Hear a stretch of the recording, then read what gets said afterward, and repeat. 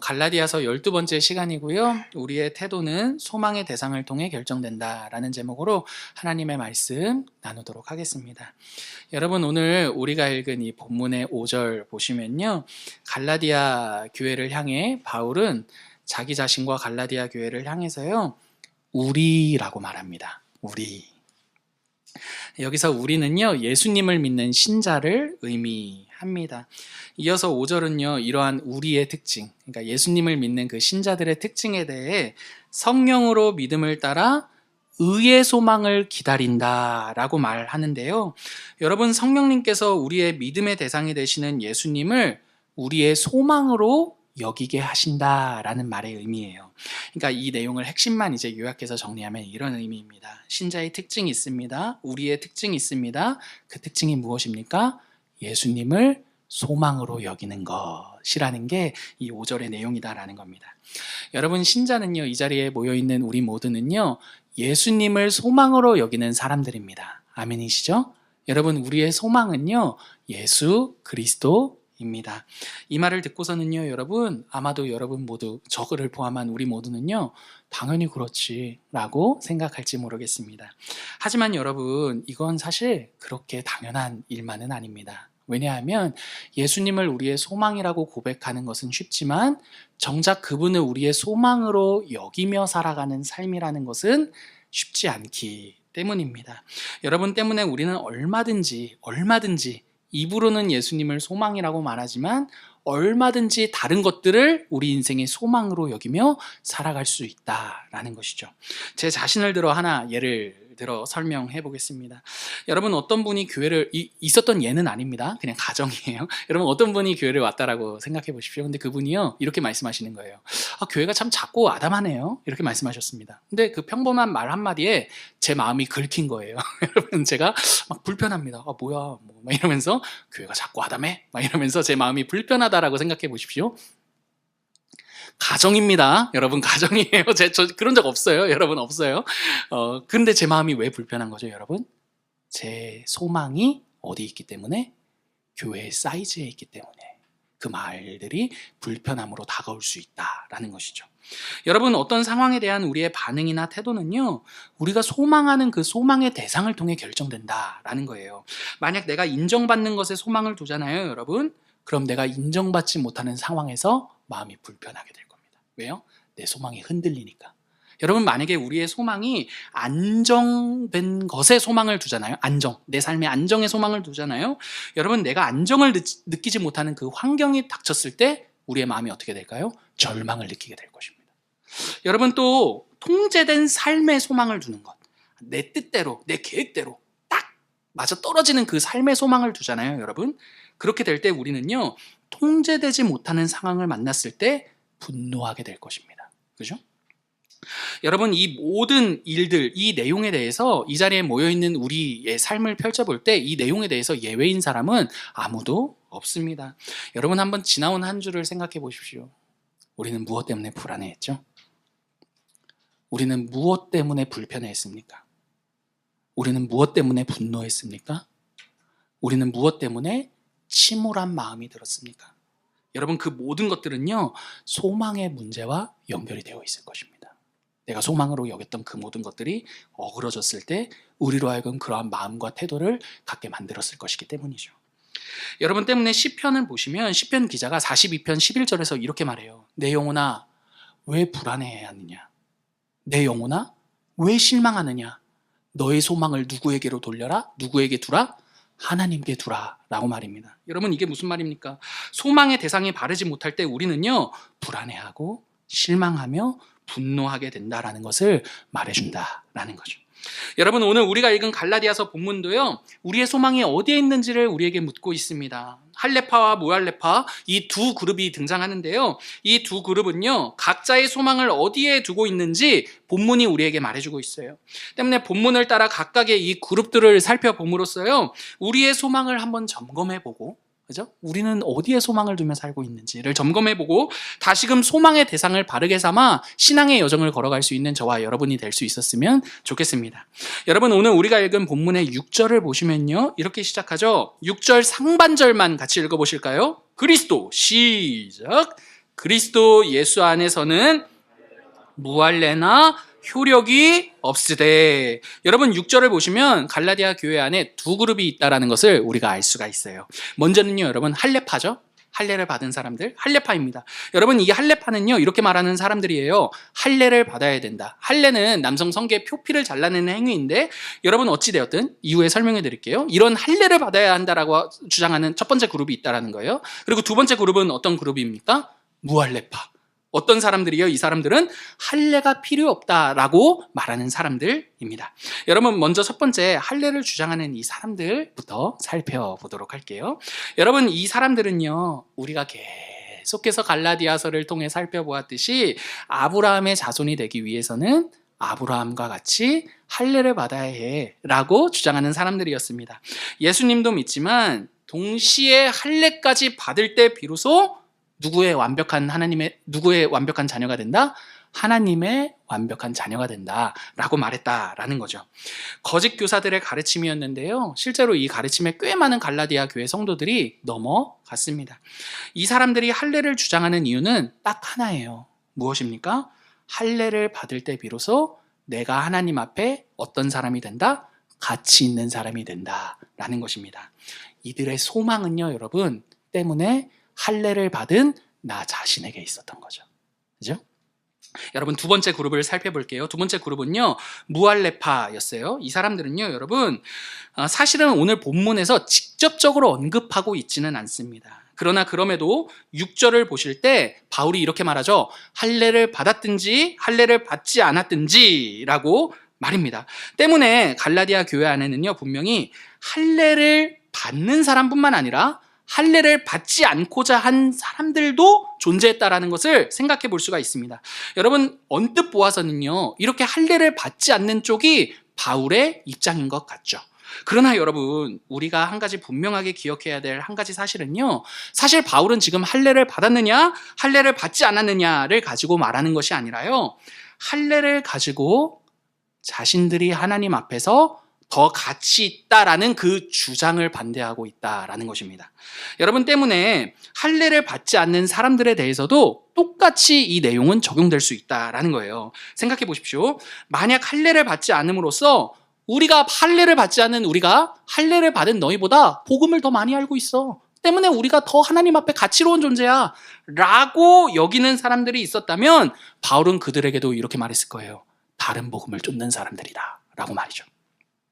그래서 바울은 6절에서 이렇게 말하는 겁니다.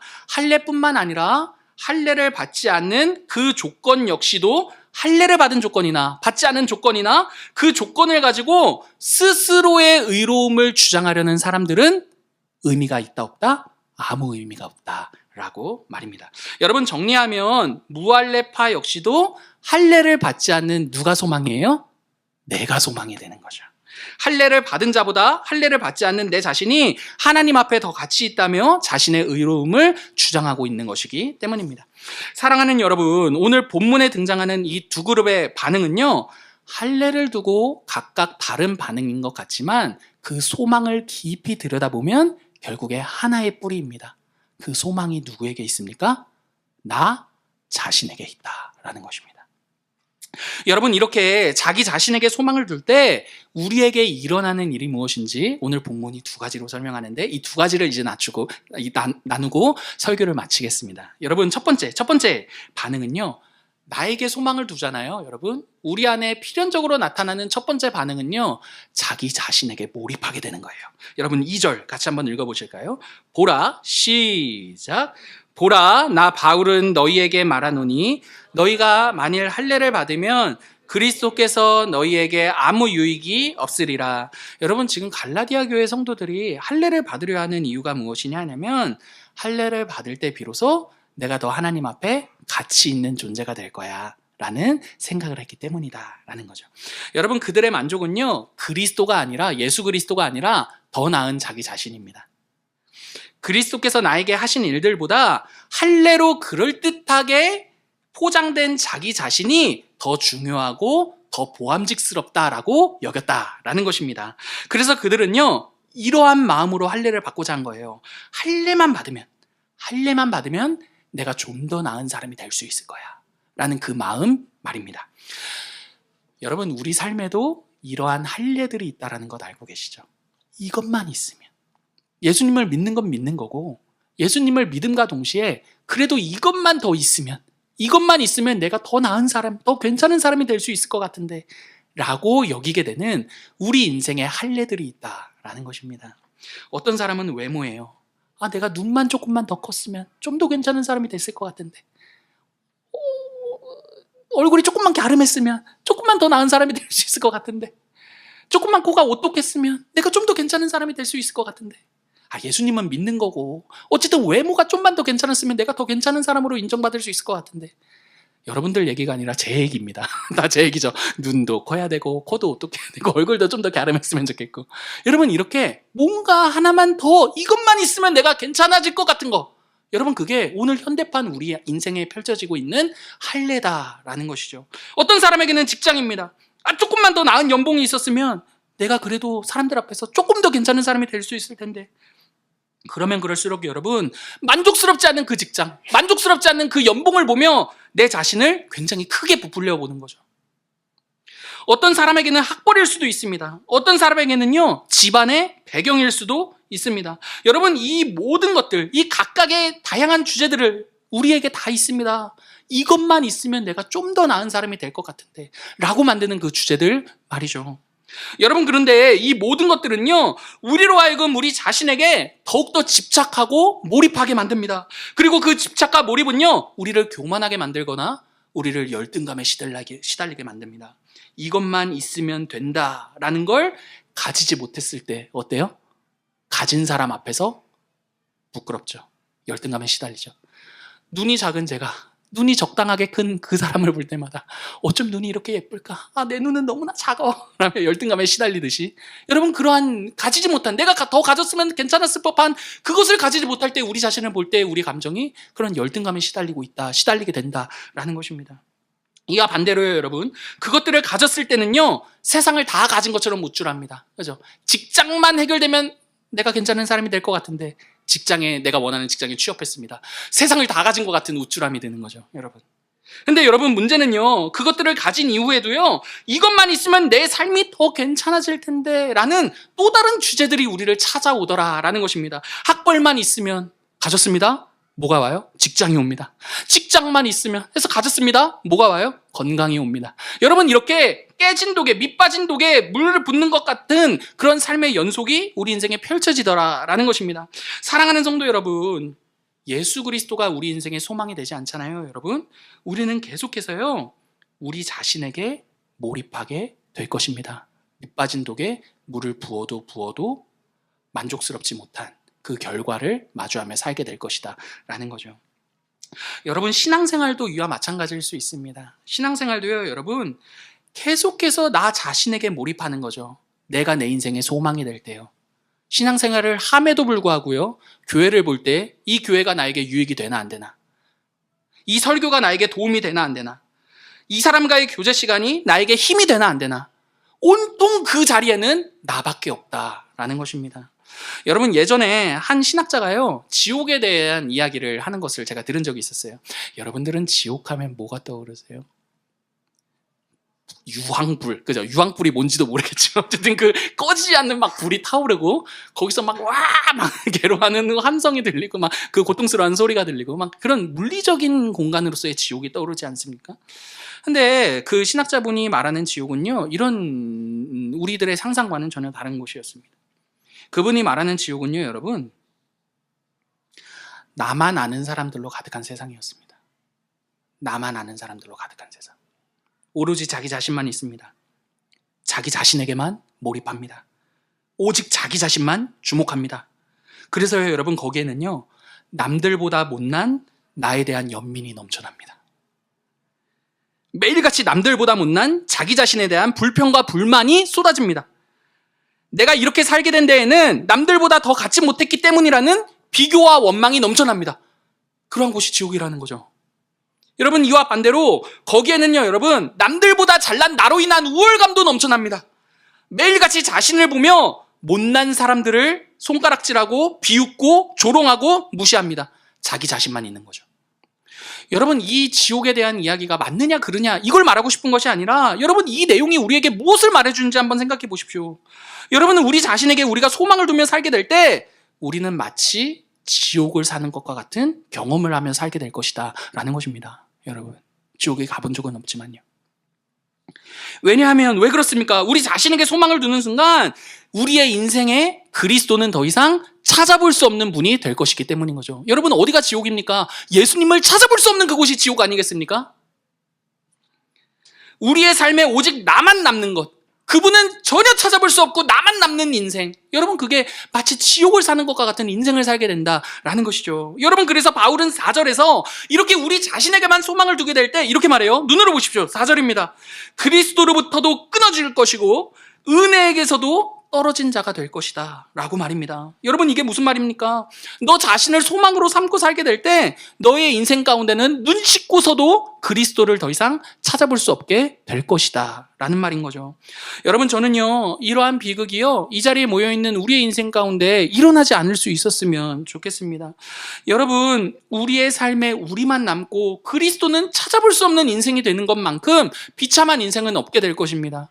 여러분, 설령 이것만 있었으면 하는 그것들이 없더라도 그리스도를 얻으면 다 얻은 것이지만, 여러분, 이 모든 것들이 있었으면 하는 것들을 다, 제가 거꾸로 말했나요? 이것만 있었으면 하는 모든 것들을 다 얻고서도 그리스도를 얻지 못하면 여러분, 그 인생은 지옥과 같은 삶을 사는 것과 마찬가지다라는 것이죠. 사랑하는 성도 여러분, 우리의 삶을 돌아보십시다.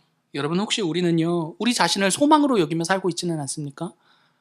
나에게 너무 주목해서 이것만 있었으면 내가 더 나은 사람이 될 텐데, 내 자신에 계속해서 몰입하고 주목함으로써 여러분, 그리스도를 지워낸 인생에 만족하며 그게 진짜 삶인 것처럼 살아가고 있지는 않습니까? 여러분, 가시나무라는 노래 기억나시죠? 내 속에 내가 너무도 많아서 그분이 쉴 수 있는 곳이 내 안에 아무도 찾아볼 수 있는 곳이 되지 않은 상태가 내 상태가 되었다. 여러분, 그게 바로 지옥을 사는 인생이다라는 것이죠. 사랑하는 성도 여러분, 우리의 소망을 다시금 그리스도께로 옮길 수 있었으면 좋겠습니다. 여러분, 그리고요, 설령 내가 가져야 내가 비로소 괜찮은 사람이 될 수 있을 법한 설령 그러한 것들이 우리에게 없을지라도 그분이 우리의 소망이 되심으로써 내 인생은 만족스럽습니다. 여러분, 가진 게 없어도 천국을 살 수 있는 그러한 삶을 우리 모두가 살 수 있었으면 여러분 정말 좋겠습니다. 여러분, 우리에게 소망을 두지 마시고 그리스도께로 소망을 둘 수 있는 저와 여러분 되기를 간절히 기도합니다. 여러분, 두 번째, 우리 자신에게 소망을 두게 될 때 우리 안에 일어나는 두 번째 이 모습은요, 내 기준에 모자라는 상대를요 계속해서 밀어내는 거예요. 여러분, 3절 한번 읽어볼게요. 3절입니다. 내가 할례를 받는 그는 율법 전체를 행할 의무를 가진 자라. 여러분, 할례를 받은 사람들은요, 할례 받지 않은 사람들을 막 밀어냈어요. 그래서 바울은요, 너희가 할례를 기준 삼아서 할례 받지 않는 사람들을 다 그렇게 밀어내고 있는데, 그럼 너희 한번 생각해보자. 율법 전체 앞에 너희가 세워졌을 때 너희는 율법으로부터 밀려나지 않을 자신 있느냐? 여러분, 그게 3절에서 바울이 하고 있는 말의 의미다라는 겁니다. 여러분, 우리도 할례를 기준으로 그렇지 못한 사람을 밀어낼 때가 있습니다. 그 기준에 미치지 못하는 너는 무엇하다? 부족한 사람이야 라는 거죠. 기준에 미치지 못하는 사람을 보며 너는 부족한 사람이야. 여러분, 이 일이 가장 많이 일어나는 장면이 어디인 줄 아십니까? 여러분, 우리들의 경건 생활입니다. 말씀을 읽고 기도하는 것, 예배하는 것. 여러분, 기도하는 나, 말씀 읽는 나, 누군가를 잘 섬기고 예배의 자리에 빠지지 않는 나, 여러분, 그 기준을 가지고서요, 그렇지 못한 사람을, 그렇지 못한 누군가를 판단하고 정죄할 때가 있다라는 거죠. 여러분, 이러한 정죄에는요, 적극적인 정죄와 소극적인 정죄가 있는데요. 여러분, 적극적인 정죄는요, 대놓고 말하는 겁니다. 너 말씀도 안 읽잖아. 너 기도도 안 하잖아. 대놓고 부족하다고 지적하는 거죠, 여러분. 너 예배 잘 나와? 너 예배 시작하면 11시 반 예배 딱 맞춰서 와? 5분 전에 와서 기도로 준비해? 이런 식으로 막 이렇게 대놓고 이제 막 부족하다고 지적질하는 거죠. 근데 여러분, 우리는 다 배운 사람이기 때문에 이렇게 대놓고 지적하는 사람은 아무도 없습니다. 그래서 배운 사람이기 때문에 교묘하게 정죄합니다. 어떻게 교묘하게 정죄합니까? 이미 마음속에 말씀 잘 안 읽는 것 같은데, 기도 잘 안 하는 것 같은데, 예배의 자리에 좀 성실하지 못한 것 같은데 라는 이 마음으로 상대에 대한 평가를 세팅해 놓은 후에 그 사람과 티나지 않게 대화하죠. 여러분, 그 마음 가운데 어떠한 마음이 있습니까? 나는 말씀을 읽어. 하지만 말씀을 읽지 않는 너는 좀 부족해. 나는 기도를 해. 하지만 기도하지 않는 너는 부족해. 라는 상대하지 않은 내용에 대한 부족함을 기본적인 세팅 값으로 갖고 소극적으로 티나지 않게 이미 그 사람을 대하고 있다라는 것이죠.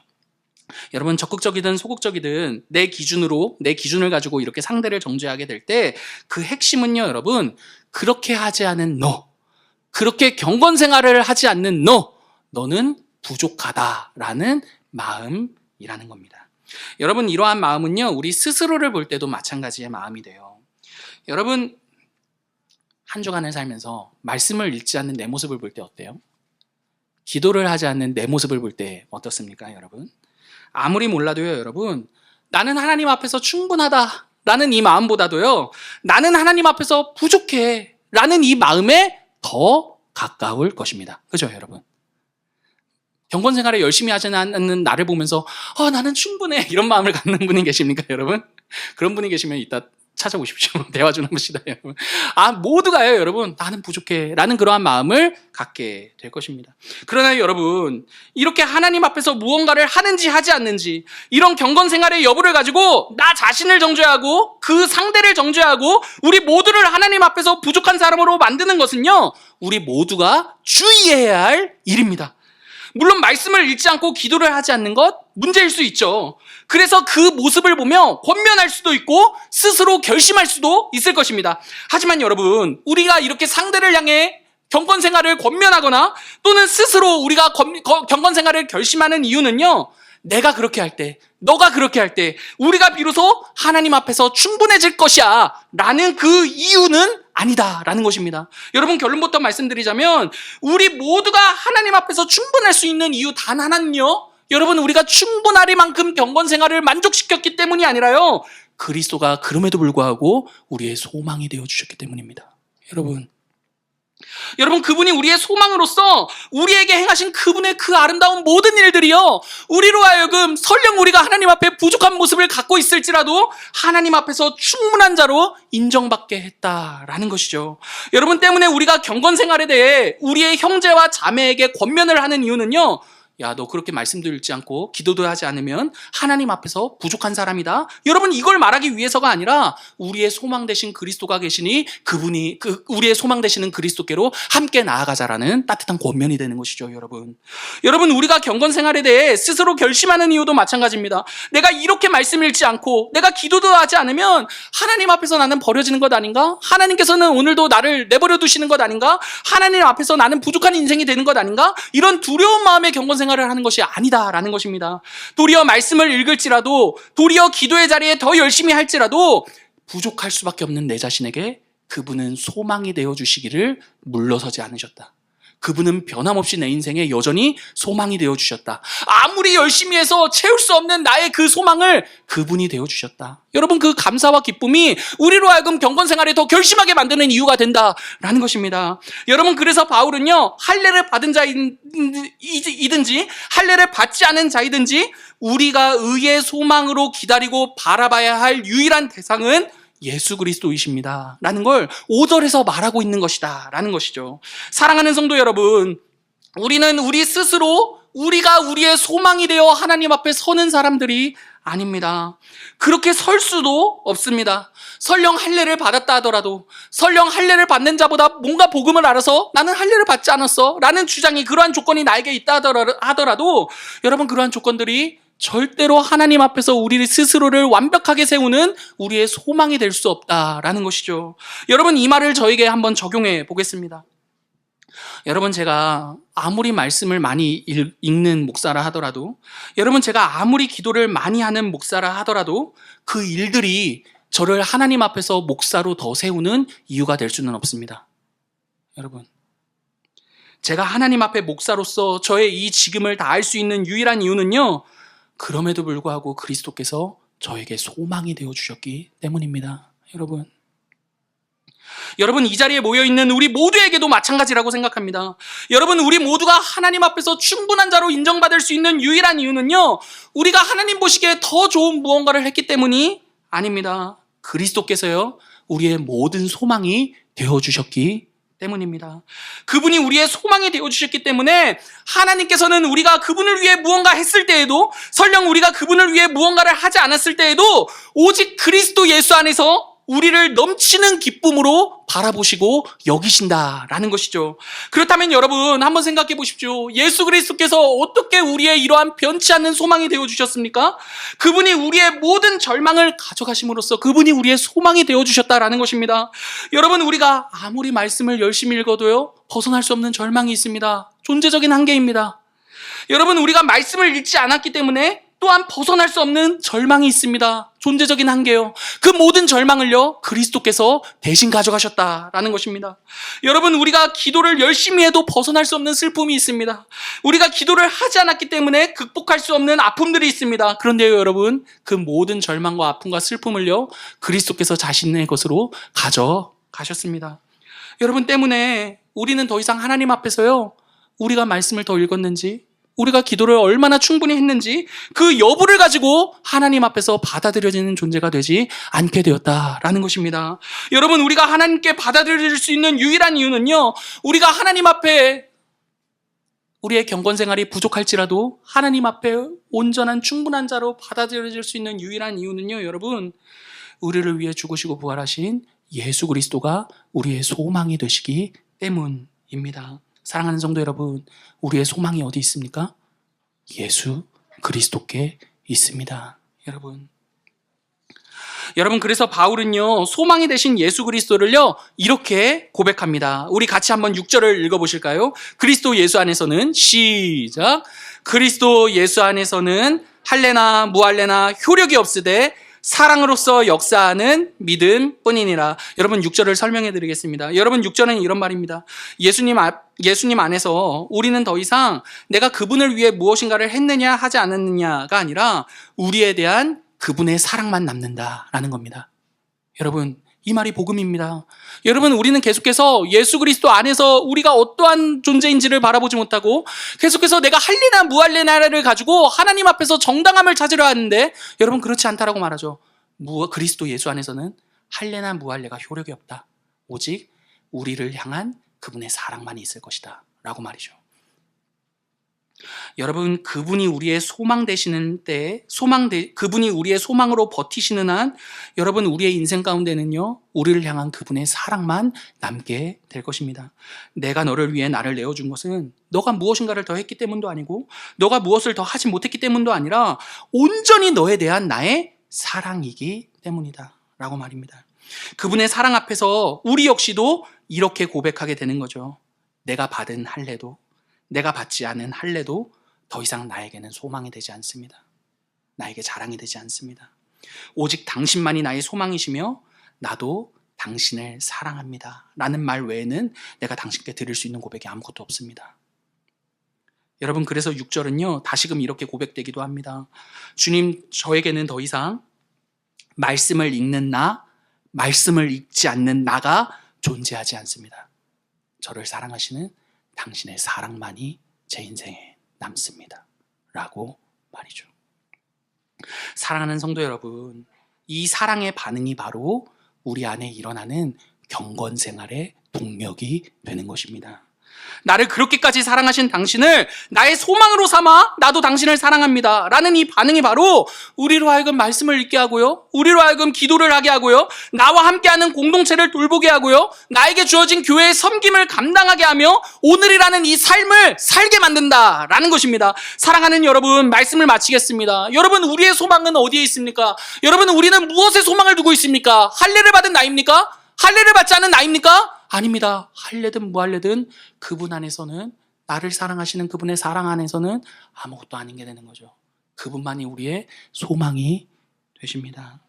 여러분 때문에 그분만이 우리의 소망이심을 고백하면서요, 우리 삶의 구석구석에 그분을 새기고 남길 수 있는 그 은혜가 우리에게 있었으면 좋겠습니다. 여러분, 그분이 먼저 우리의 소망이 되어주셨습니다.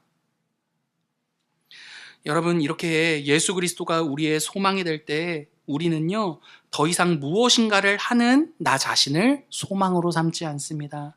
그러나 여러분, 그분이 우리의 소망이 되시기 때문에 우리는 더욱더 그분만을 위해 살죠. 말씀을 읽을 것이고요. 기도의 자리를 지킬 것이고요. 내 모든 것들을 내어드려 교회 공동체를 사랑으로 섬기게 될 것입니다. 여러분, 그리스도 예수 안에서 할례나 무할례나 아무 효력이 없습니다. 사랑으로 역사하는, 믿음으로 역사하는 그 사랑만 오롯이 남게 될 것입니다. 우리의 소망 되시는 그리스도를 위해서요, 우리의 삶을 사랑으로 내어드리는 저와 여러분들 모두가 될 수 있기를 간절히 기도합니다. 우리에게 주신 말씀 생각하시면서요, 또 성찬을